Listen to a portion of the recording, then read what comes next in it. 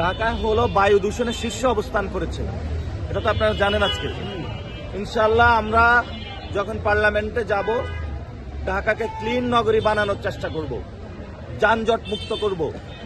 আমাদের যারা যুবকরা চাকরি পাচ্ছে না তাদের চাকরির ব্যবস্থা করবো ইনশাআল্লাহ। আমরা যে প্রতিশ্রুতি নিয়ে উপদেষ্টাদেরকে বসিয়েছিলাম, আমরা সেই প্রতিশ্রুতি বুঝে পাইনি। তারা সংস্কারের অর্ধেক করেছে, অর্ধেক করে নাই। বিচারের হলো রায় দিয়েছে, রায় বাস্তবায়ন করতে পারতেছে না। এখন ইলেকশন ঘোষণা করেছে, আবার দেখা গেছে কে ইঞ্জিনিয়ারিং করে বা ব্যালট বাক্স যদি চিন্তায় করে নিয়ে যায়, এটা কোনো যেন তেন যাতে ইলেকশন না হয়, এই জন্য তাদেরকে আমরা আহ্বান করব। দুইটা কাজ হাফ করেছেন, ফুল করতে পারেন নাই।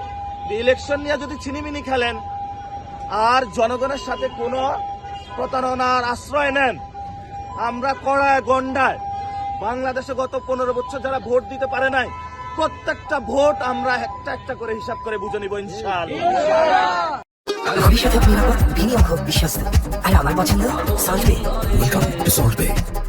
পার্লামেন্ট গঠন করব, তখন এটা করব বড় করে। এর মধ্যে আমার সাথে অনেক যারা স্কুলের স্টুডেন্ট, কলেজের স্টুডেন্ট, তারা যোগাযোগ করেছে যে আমরা এটা ওপেন করে দিতে চাই। তো আজকে এক ভাই উপদেশ দিয়েছে চান্দা বাজ না বলে চান্দা বাস বলার জন্য। তো আমরা চান্দা বাজও খুলবো, চান্দা বাসও, দুইটাই খুলবো। একটাতে পরিবহনে যে ধরনের চাঁদাবাজি হয় সেটার জন্য চান্দা বাস, আর অন্যান্য যে চাঁদাবাজি হয় সেগুলোর জন্য চান্দাবাজ।